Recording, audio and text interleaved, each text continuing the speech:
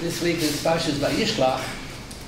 Rashi quotes from the Medrash that Yaakov Avinu had to prepare for three things: the Doron, the Tefillah, or the Milchama. When you have a dangerous situation, you can't just say Tehillah and rely on the tzaddikim for learning. The Gemara says in the Schus of Limud Torah, the army will be successful, but you have to have an army. You have to do a hishtadlus. That's one of the 613 mitzvahs in the Torah, that you have to wage war. You don't just say, let all the tzaddikim learn, let them all daven, and we'll win. You have to do hishtadlus. It says in the pasuk, you have to daven to get a good shidduch. Azos yispal kachosed le'eis mitzvah, pasuk until le'eis mitzvah zu isha, and says matzah isha matzah tov. So daven. So what do you have to call the girl and make a date? Daven to Rebbe Hashem. The girl will fly in from the air. The answer is not going to happen like that. The Gemara says, what should a person do to become wealthy? The Gemara says ABC, and then offer a prayer. What should a person do to be blessed with children? ABC, and then offer a prayer. You always have to offer a prayer. But you also have to act with Chiyuv Hishtadlus. That's the mitzvah of Milchama. So the Mishnayos have the two kinds of Milchama, the Milchemas or Rishus, and the Milchemas Mitzvah. Milchemas or Rishus is a problem. You're killing people. There's an Issa to kill a Nochri also. You're killing people, and you're putting your own soldiers in danger. You're not allowed to put Jewish people's lives in danger. You're not allowed to kill Nochri. So the Mishnah says you have to have authorization from the Bezdin Hagol. Bezdin Hagol gives you permission. They think that it's a valid cause. Then that's a head to Milchama. You're allowed to put your soldiers in danger, and you're allowed to kill the enemy. So, Bisman is that we don't have a Bezdin Hagol to give any Rishus, so we can't wage any Milchemas or Rishus. I don't think anybody in Israel is interested in waging any Milchemas or Rishus.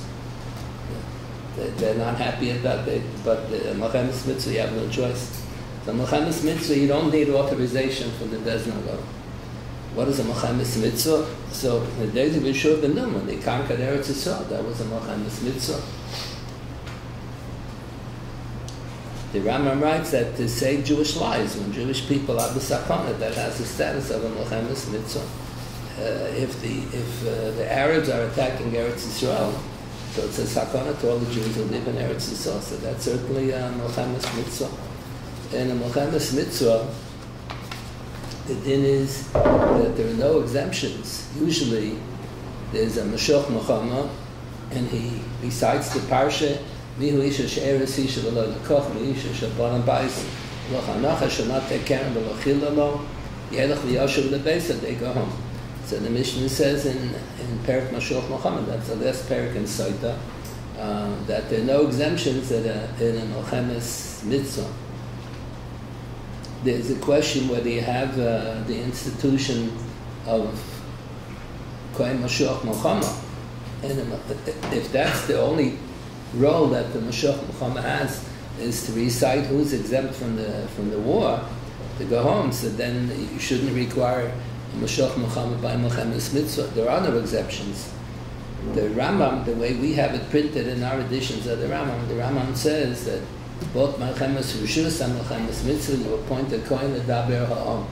So the Rabbi asks why. It doesn't make any sense. Why should you have Mashiach Milchama by a Milchemas Mitzvah if there are no exemptions? So the Rabbi says maybe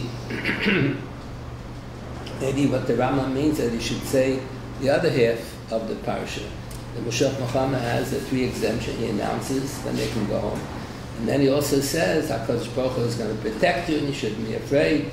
And Hashem Malakech Mesach Lekech Machnech L'Hapsi Lechem Los Zevechem Yedchem. So maybe you appoint a Kohen Mashiach Milchama in a Milchemas Mitzvah, not to declare the exemption, but rather to give the Musar Shmos, the Chizul. So that's problematic. The Ravid is not happy with that, because that's probably considered Shaloi Kechsovai. He has to recite the parsha the way it says in the Chumash, in Hebrew. Then you have other people will say it over. Not all the people will understand Hebrew. So you have others will say it over in other languages, so all the soldiers will understand.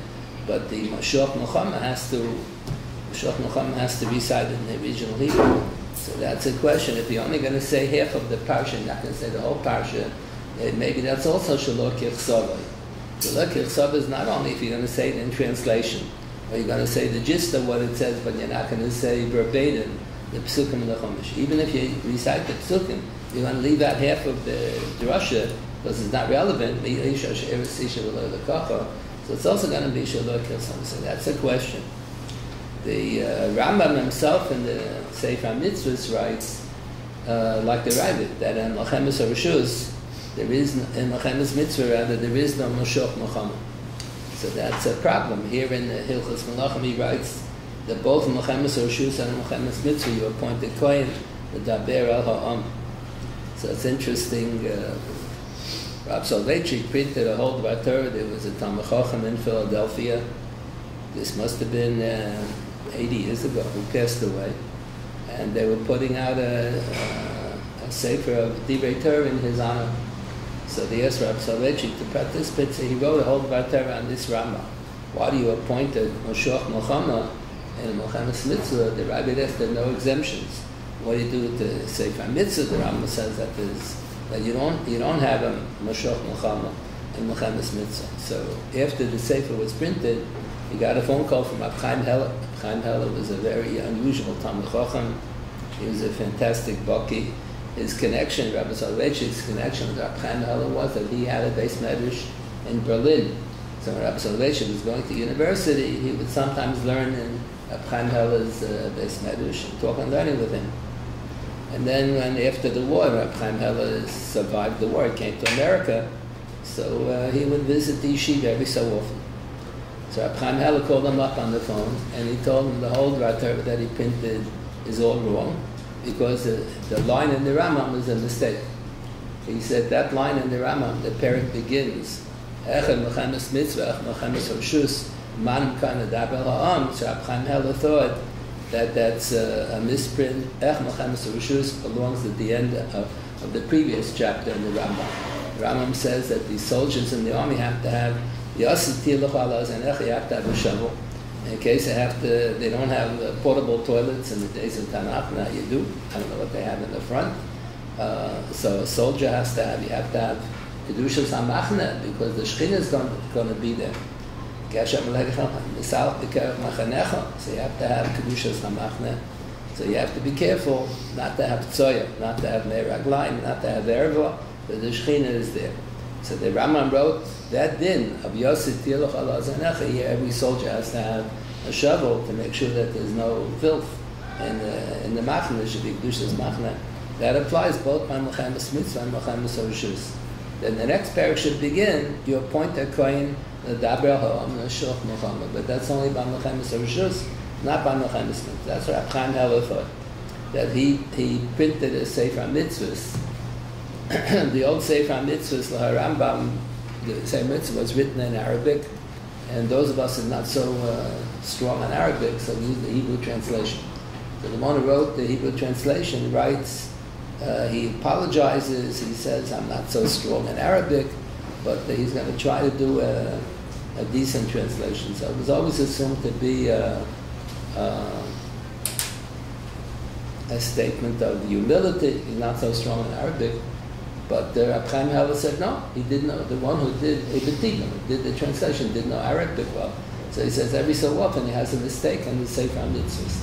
Rab Chaim Heller knew Arabic, so he put out a new edition of the Sefer HaMitzvos, basically the same as the old one, but whenever he thought there was a mistake, so he would correct it. It's still a choppy style Hebrew. It's not. That's why in recent years, Rabbi Kapach put out a different edition, others put out other editions. They translate everything anew from the Sefer HaMitzvos because it doesn't read smoothly. Same thing, the Mar Nebuchim was written in Arabic, and then we had the Hebrew translation, very choppy Hebrew. And that's why in recent years, Talmid Chacham put out new editions of the Mar Nebuchim. So Rab Chaim Heller put out this his new edition of the Sefer HaMitzvos. And in the footnotes there, he writes, he thinks that what it says in the Rambam is a misprint, that you appointed Moshiach Milchama by Milchemas Mitzvah. He thought the Rambam in the Mishnah Torah is not going to contradict what he wrote in the Sefer HaMitzvos. Now they have, in the new editions of the Rambam, they have all the Kisvei Yad put together. They don't have any Ksav Yad that reads like Reb Chaim Heller, though. So that's very questionable. Yeah. Rashi writes in the beginning of Parshas Bamidbar, the simple reading of the Chumash is that you don't draft a person into the army before the age of 20. Be'ezin Shalmaila doesn't punish unless a person does an Aveira after the age of 20. The maturity begins at the age of 12 or 13 by a boy, by a girl, and then the personality is more polished and more completed when a person reaches the age of 20. So the Be'ezin Shalmato punishes after the beginning of the maturity, Yud Beis and Yud Gimel, by a girl, by a boy. And the Be'ezin Shalmaila is more lenient. They only punish when the person is more mature, when the person is 20. To go around with a rifle to be able to kill people, you need that it should be more mature. So that's why the simple reading of the pasuk is that, like Rashi said, you don't draft a boy into the army before the age of 20. How come the Rambam didn't quote it? Someone will say the Rambam disagrees with Rashi. Not necessarily. The Rambam wrote in the introduction to the Mishnah Torah that he's calling it Mishnah Torah. All you have to read is the Tanakh in my Sefer, and you know everything there is to know. So if you read the Chumash, you'll see that you have to be 20. He doesn't repeat every single day. He only writes over Dina from the Chumash. He's going to add something. Mitzvah Matzah, Morah, is in the Chumash. He has to say, Morah B'zman is only the Rabbanim. What are the details of Matzah? Shmur Matzah, other details. He's not going to repeat something that's a Beferish Pasuk, has nothing to add. The Torah Shabbat Peh doesn't add anything. He's not going to grant. So the Pashta says you have to be 20 to be drafted in the army. Women are not drafted into the army. That's the first daf in Kiddushin. When Ben Gurion was the Rosh HaMemshalah, in the very beginning, they started drafting women into the army. And at that time, all the Rabbanim were very upset, and Rav Soloveitchik gave a whole attack here in the Lampert Auditorium against Ben Gurion. He spoke for an hour and a half, so the first 45 minutes he spoke about Hakaras HaTov. So he said, we owe a great debt of gratitude to Mr. Ben Gurion for his involvement in Hakamas Hamdina and so on. And 45 minutes worth of that. And then he said, however. So he said, he's not the world's Paisik, and he's not observant, and he's not Talmid Chacham. And you're not supposed to draft women in the army. That's the first daf in Gemara Kiddushin. Women are not drafted into the army. The din is when the soldiers fight the war, they're not allowed to hurt civilians. So that's Noshim B'taf. The Chumash says, Noshim B'taf you're allowed to take as hostages, you're allowed to take as prisoners. But the men, Lo Sachai Kol Neshama, by the Zion Umas in Eretz Yisrael, the din is Lo Sachai Kol Neshama, men, women, and children. But if you have any other Milchama, and Amalek is also, you have to kill out all the people from Amalek. But if you have any other Milchamas Mitzvah, so you only kill the men, you don't kill the tough. Under the age of 20, you don't kill the women. Because the women were civilians. Today, they have women from the Arabs. Some of the women are terrorists. So that doesn't apply. Then you do have to kill the women also. The Pashtus says that every Jewish man over the age of 20 is obligated to serve in the Jewish army, even though we're not citizens of Medinas Yisrael. The halacha doesn't distinguish whether you live in Eretz Yisrael, whether you're a citizen of Eretz Yisrael or not. All the Jewish men over the age of 20 are obligated to serve in the army. They don't need so many people in the army, so for so many years it wasn't really relevant. The Israeli government doesn't draft Jews who live in America. If they'll start drafting Jews in America, the United Nations won't support Israel anymore. They're not supporting Israel anyway, but it'll be worse. It'll be worse if they're going to draft all the Jews in America. So they don't. But strictly speaking, Al Pi Halacha, the men over the age of 20, unless they're very old and they're too old for battle. So now that they need more people, Pashtus is that the Jewish men over 20 all over the world are mechuyev to serve in the army. During the First World War, the British government was drafting Jews into the army, and the Kohanim all joined together, and they sent a letter to the government that they're not allowed to be metamel l'meisim, and therefore they can't be drafted into the army. It's a war, and there are going to be dead bodies all over the place on the battlefield, and they're not allowed to be metamel l'meisim. So the British government gave over the issue to the chief rabbi, and he gave it over to the Bezdin in London. And the Bezdin in London was always a pretty decent Bezdin. So they quoted from the Mordechai in Gittin. Mordechai is one of the Bali Ateisus. Mordechai and the Rosh and Agos Maimoni were students of the Maharam Rutenberg, who in turn was a student of the Or Zarua, in turn was a student of Rabbi Yehuda Sir Leon. That was the end of the Tkufas Bali Ateisus. So the Mordechai in Gittin shows from the Gemara in Kiddushin that the Kohanim are drafted in the army. The Gemara has a Schachter. There's a din of Yefas Toya. If the soldier has not been with his wife for the longest time, he has a desire to be with a woman, and the Jewish people were successful in the war, and they have and they captured prisoners from the enemy. So if the Jewish soldier feels he can't control himself, he's allowed to take a yefasta.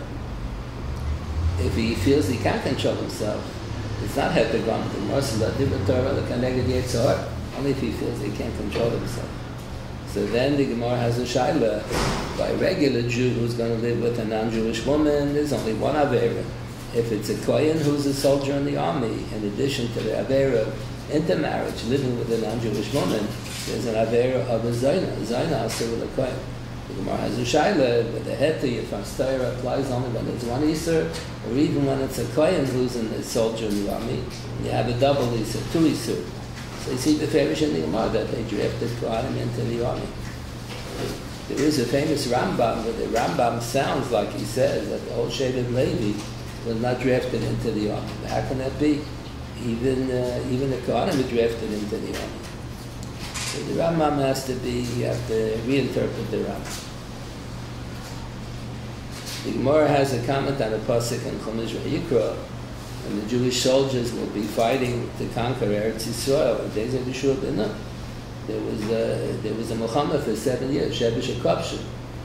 Eretz Yisrael is centrally located between, it's the link between the three continents, in Europe, Asia, and Africa. And whoever controls Eretz Yisrael could possibly control all of the three continents. The Nazis wanted to control Eretz Yisrael, and that's when they started to lose the war. Nazis wanted to control the whole world, the whole world. So the pasuk says, when the soldiers will be in battle, and we will find Boris Chatzula Mashaloch Hatzavta Kramim Mizes Mashaloch Hatata. It says you can eat. You can eat whatever food you find in the homes of the non-Jews in Eretz Yisrael. And it sounds like even if the food is not kosher. So the Gemara says even chazer, even pork, you're allowed to eat. So the Ramban in this commentary on Chumash, every so often will quote a Rambam. Sometimes, often will quote the Rambam from Moran Buchen. Once in a while he quotes a Rambam from Mishnah Torah. Sometimes he agrees, sometimes he disagrees. Even when he disagrees with big respect. The Sefer Mitzvahs, the Rambam disagrees a lot with the Rambam, but with great respect. So the Ramban on Chumash quotes 3 points that the Rambam has in the Mishnah Torah that is Heter, Kadei Chazeri, and he disagrees with all 3 points. So the Rambam writes, number 1, that this then applies that the Jewish soldiers are permitted to eat non-kosher food in any Milchama, not only Milchemas Yeshua to conquer Eretz Yisrael. Anytime the Jewish soldiers are in battle, they're allowed to eat non-kosher food. So the Rambam thinks that it's only a heter for Milchama for Kibush Eretz Yisrael. That's the way the Chumash reads. Then the Rambam says the heter only applies Kishiyirav, Ein Mayochal. If the soldier was hungry and doesn't have any kosher food to eat, then he has a heter to eat a non-kosher food. So the Rambam thinks that this is against the Gemara. The Gemara Chulin seems to be fairish. That is heter gomer, even if you have kosher food. That's number 2. And then number 3, the Rambam says not only are the soldiers permitted to eat the non-kosher food and Boris Chatzuma Shaloch Chatzafta, a wine, permitted to eat non-kosher wine, orla, let's say, orla wine, akloi hakerem wine, they're permitted even to drink yain esach. So the Ramban thinks that it's not correct. They're only permitted to eat macholas asuras. The yain esach has a connection with avodah zarah. So he disagrees with these 3 points of the Rambam. It's in the yeshivas, they say, oh, but in the name of Rav Elbel Soloveitchik, that he thought that these 3, all 3 together, is one machlokas. The Rambam is of the opinion that the head, the Kadeh Chazeri, is mitam pikuach nefesh. So what's the chiddush pikuach nefesh? If you're starving, so you're afraid you're going to die from malnutrition, so anyone can eat, doesn't have to be in a war. The Jews in the concentration camp were given non-kosher food by the Nazis, and they ate the food. If they wouldn't eat the food, they would die from malnutrition. Many of them did die from malnutrition. So what's the chiddush of the Rambam? So the Rav Elbel Soloveitchik is playing no. The Rambam means to say, once in a while you skip a meal, you're not hungry. The world is going to come to an end. So if they don't have any food to eat, you only have non-kosher food. So the soldier is not mechuyev to skip a meal. There's no sarkonos nefesh now. You shouldn't skip a meal on the snap that he'll get something to eat, which he probably will get something later. The soldiers, in order to fight well, have to be relaxed and they can't be hungry. If they're going to be hungry, they won't be able to concentrate on the war effort. So kishira ve'namayocha means if he's a little bit hungry, even though there's no sarkonos nefesh in the world, we consider the sarkonos nefesh. So because of that, it applies to any war. It's not restricted only to Milchemas Kibush Haaretz. It applies even to yain esach mamish, pikuach nefesh. You're not permitted to worship avodah zarah misham pikuach nefesh, but you're permitted to drink yain esach, to eat the kruvas avodah zarah. And the Ramban disagrees, and no, it's a special heter b'shas kibush haaretz that the non-kosher food is mutter. And it's not because of nothing to do with pikuach nefesh at all. I'm sure you must have discussed all of these topics. Got a whole, there's a lot to discuss in Hilchos Milchama. So if anyone wants to raise an issue to discuss something. Yeah, any questions about Milchama in general? You mentioned Orlo. What is Orlo? Just I mentioned Orlo. Orlo. Yeah, what is Orlo? Orlo means, it even applies in America, not only in Eretz Yisrael. If you plant a tree, it's in Parshas Kedoshim. In the Chumash it says, Kisavoyal ha'aretz, unetat mikol etzmachon. You plant a fruit-bearing tree, so the first 3 years it could be that no fruit will grow. It takes a while till the tree is strong enough to give off fruits. But if any fruit does grow and it's edible, anything that grows in the first 3 years is also b'achila, also b'hanah. That's a posuk in Chumash. Then the Mishnayos say that even though the other agricultural mitzvahs only apply in Eretz Yisrael, Shemitah, the Yovel, Leket, Shikha, Peah, Trumas and Maaseh plus more, big chunk of mitzvahs. The mitzvahs, the agricultural mitzvahs don't apply in Chutz La'aretz. Orla does apply in Chutz La'aretz. That's an exception to the rule. In Chutz La'aretz, it has a leniency because it's not in Chumash, it's only known through the Torah Shabbat Peh, has a leniency. So if it's a suffix Orla, it's mutter. Let's say a person planted wheat pask in a bush is also, berries that grow on a bush also, subject to the laws of Orla. So let's say a person planted a bush, and then he wasn't thinking, and he didn't write down when he planted the bush. He planted before Tu B'Shvat, after Tu B'Shvat, before Rosh Hashanah, after Rosh Hashanah. When's the end of the 3rd year? So in Eretz Yisrael, you would have to go to Chumrah if you're not sure. But in Chutz La'aretz, it's Sofek Orla, Chutz La'aretz is mutter. What's the Chumrah for Eretz Yisrael? Eretz Yisrael is a real din in Chumash. So then you say Sofek Orla is L'chumrah. And then how would you be able to... Have a Sofek, I don't remember when I planted it.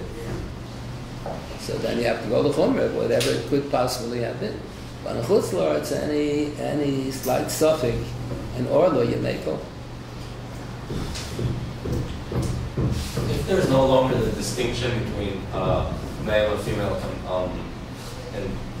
between Anashim and Nashim B'taf, if we don't have that distinction because we have some Nashim who are combatants, does that mean that we can now kill anyone, or does that mean that we can now only kill people who are combatants, and even if they're men, we have to just make a distinction between combatants and non-combatants?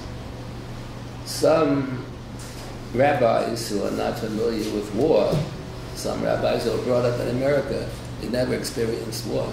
So they think that the soldiers have to knock on the door when they come to them and ask, are you friends, are you foes? That's a little ridiculous. Whenever you have a suffix in Milchama, so you have to shoot to kill in order to protect the Jewish people. If the women are now, Jewish women are not supposed to be in the army. We should observe what it says in the Gemara. If the Goyim have, the Arabs have women who are doing suicide bombings and the like, then we have to kill the women also. The women are also rightful. Unfortunately. So then, does this logic extend to minors? Does this logic extend to minors? So a lot of times you see on the news those war zones in Africa, for example, the children holding rifles. Does the logic extend to minors are technically sometimes combatants in this area? You would have to assume. Unfortunately, so we have to kill the children also. Yeah. Unfortunately, unless you know that they're innocent children. But if you don't know one way or the other, then they could be from the enemy who's preparing to kill us. Then you have to kill them. Should you make a bracha on non-kosher food if it's pikuach nefesh? Does one say a bracha on? On non-kosher food if it's pikuach nefesh. The Mishnah says that if 3 people ate non-kosher food, they don't bench mezuzah. Because mezuzah means shlosha shachla ka'achas, they ate together. When people are doing averis, they're all on their own. When people do mitzvahs together, then there's a greater koyach, and it's considered shlosha shachla ka'achas. But when people do averis, each one is on his own, each one has his own agenda, and they're not considered ka'achas. The Rambam didn't understand like that. The Ravid understood like Rashi says like that. The Rambam understood that if you ate non-kosher food, you need to say bracha before nor after. I remember many years ago, I go to NCSY in the summertime in Eretz Yisrael over 20 years. I remember around 20 years ago, there was a young boy, a high school boy, and we were learning with him. I had a whole class. So he was telling me that whenever his mother serves, he always says a bracha when he wants to eat food. But if it's not kosher food, he knows that he can't say a bracha. So whenever his mother serves non-kosher meat or chicken, so he washes for bread and he says hamoitzi. So the hamoitzi covers all the tray for chicken in the meal. He says he knows he can't say a bracha on the tray for food, but he says the bracha on the kosher bread, and that covers everything. Yeah. What's the din if you eat non-kosher food with makam pikuach nefesh? So most are up there. It's a big dispute. I think most are up there depend that you do say a bracha. Do say a bracha. It says in Hilchos Shabbos also, if a person is a cholah she'ein bo sakana, so you're not allowed to be mechalel Shabbos with a melacha deraisa, but amir al-nachri is permissible. They ask a non-Jew to drive him to the hospital, that the doctor should treat him. That's permissible. So what if the doctors say that he needs some warm food, so he can ask a non-Jew to cook food for him? So when the non-Jew cooks the food, there is a prohibition of bishul akron. When a non-Jewish person cooks food, you're not allowed to eat it because it may lead to intermarriage. The rabbis were very concerned about intermarriage. So they prohibited pasakron, bread that was baked by a non-Jew, bishul akron, food that was cooked by a non-Jew, and stam yenim, you're not allowed to drink wine that was processed by a non-Jew. All of these were because of, and I said, it may lead to intermarriage. And the Jews violated this, and that's why the rate of intermarriage now is way, almost over 90%, I think, in America. It's unbelievable. How can it be? So many Jews are intermarrying.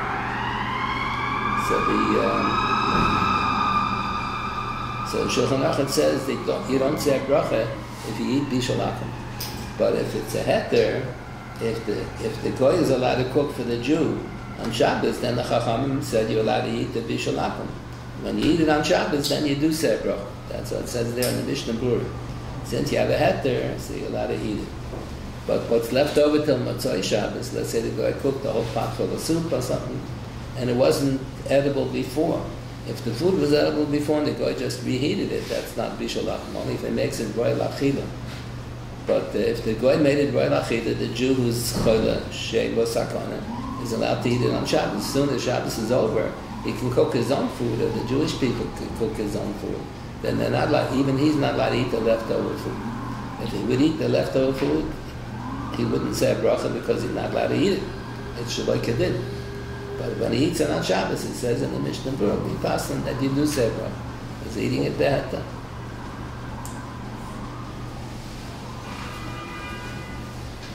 There are boys who learned in the yeshivas 3 years in Eretz Yisrael. High-level yeshivas, not stam, the American yeshivas, high-level yeshivas. Then they come back to America, they think that they're so strong, they go to Goyish University. And the girls come to class half undressed. So they marry the half undressed girl who sat next to them in class. You learned in yeshiva for 3 years. But you see the girl next to you, so you fall in love with the non-Jewish girl. So that's why you deserve a blessing that you're not going to a secular college. Okay. Today the army is moving into Syria, Rebbe, and they have the opportunity to conquer land if they want. Let's say they did conquer land. Are we allowed to give that land back for something in return? Or once we get it, we can't give it back anymore? Whatever's part of Eretz Yisrael, you're not supposed to give away. Let's say the Sinai Desert. Give it back 2 times. Gaza.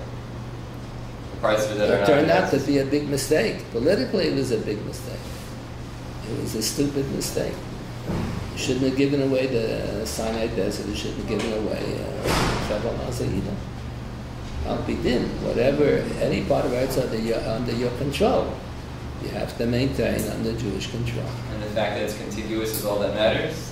The fact it's contiguous to Eretz Yisrael. It has to be contiguous, it has to be Kibush Rishon, Kibush Sheni. How do we define what's Eretz Yisrael? No, whatever, at one time had a Kedusha of Eretz Yisrael. Whatever's in the borders of Eretz Yisrael Chumash, whatever's in the borders of Eretz Yisrael, so that's part of Eretz. Even if it never had a Kedusha, that's part of Eretz Yisrael, even without Kedusha. Yeah. There's no mitzvah to fight a losing war. Once in a while, let's say the Hashmonaim, they didn't think they stood a chance of winning. But Derech HaTavit, they didn't stand a chance of winning. Rabbim Me'ad Me'atmin, Tmeim Ve'atar Mishoim Ve'ad Tzadikim, they didn't stand a chance at all. The whole thing was miraculous that they won. So it doesn't really make sense that they started a war. They should have been quiet. You don't start a war, you don't get involved in a war if you know in advance that you're going to lose. So that was Hoyrah Shah. Once in a while you do something, Hoyrah Shah, and the Mikdah Milsa. And then it turned out that the Baruch made a miracle for them and they won the war. But under normal circumstances you don't start a war unless you're almost positive that you're going to win. You don't start a war if you're not sure. People say that we should daven that the war should end. Rebbe feels differently about that. Rebbe, explain. The Chassam Sofer lived at the end of his life, he was born in Germany. He brought up in Germany, but at the end of his life he had a Rabbanus in Hungary. So he lived in Pressburg. And every city in Europe had a name that the Jews called it, and a name that the Goyim called it. Had at least 2 names. Pressburg, the Goyim called it Bratislava, but the Jews called it Pressburg. All the cities are like that. They had each city had 2 names. So the Chassam Sofer kept a diary, which was printed after he passed away. He writes in his diary that there was a big war going on, and all the Jews had to leave Pressburg because it was Hakonas Nafoshes. And he insisted that they should say Avinu Malkeinu every day during the war. And there was a suggestion that we should be mispalo. We should be going to kindness every Monday and Thursday, be mispalo at the Rosh Hashanah. So he writes that you're not allowed to. He understood the Gemara as saying every war in the world is an Aschalta de Geula. Rashi does not learn like that. Rashi learns if there's a war regarding Eretz Yisrael and the Jews win the war and they are in control of Eretz Yisrael, that's an Aschalta de Gula. That war in Pressburg has nothing to do with the Medina Yisrael. Rashi doesn't think like that, but the Chasam Sofer wrote like that. He understood the Gemara saying every war in the world is Aschalta de. And he writes in his diary that you're not allowed to slow down the Geula process. If every war is Aschalta de, you're not allowed to pray to HaKadosh Baruch Hu that the war should end. He's slowing down the Geula process. So during the First World War, there was also such a suggestion. So the Munkac is in Hungary. So the in Hungary, they all follow the Chasam Sofer. The rest of the world, they're not so much as in Hungary. But in Hungary, they all follow Chasam Sofer. So the Munkac at that time, there was a suggestion we should be goyzer tainis that the war should end. So he said, you're not allowed to be goyzer, you're not allowed to pray the war should end because all wars are Aschalta de Gula. He's slowing down the Gula process. If the Chasam Sofer held that all wars in the world are Aschalta de Gula, Milchama Tashechrua for sure is Aschalta de Gula. Jews won the war. No, so that the Hungarians say. No. The Chassidish, I think that was not, that's ridiculous. If the First World War was Aschalta de Gula, and the war in Hungary in the early 1800s was Aschalta de Gula, so the Milchama Tashechrua and Milchama Sheshet Hayamim, that for sure is Aschalta de Gula. That's even according to Rashi, that's Aschalta de Gula, yeah. It was, that suggestion was all over Europe, not just in Hungary, that they should be goyzer tainis, that the war should end. So Chaim Soloveitchik also said the same as the Munkac on this point. He said, you only goyzer tainis, tainis tzibur, if there's a possibility that the tzibur will do tshuva. And at the time of the First World War, there were so many Jews who were not observant. So Chaim Soloveitchik thought that b'derech hateva, it doesn't look like there's going to be a mass tshuva movement. So he said, and that's what the Munkac said also. He doesn't see anyone is going to be doing tshuva. But the way he writes it, he says, the secular Zionists, by the Munkac, the biggest aver in the world was Zionism. So he said, by the secular Zionists, they're never going to do tshuva. The Mizrahi is worse than the secular Zionists because they made a mitzvah out of this aver. Zionism is the biggest aver in the world. They made a mitzvah out of it. And Aguda is worse than the Mizrahi. They claim that they're anti-Zionist, and it's not true. They're also Zionists, so they're never going to do tshuva. He says, we never sin. There's only one sin in the world. No sins of talking Lashon Hara. No, the only sin in the world is Zionism. They said we would never sin, so we don't have to do tshuva. The others are not prepared to do tshuva. Chaim Soloveitchik didn't say it like that with the Zionists. He just said he doesn't see that there's going to be a mass tshuva movement.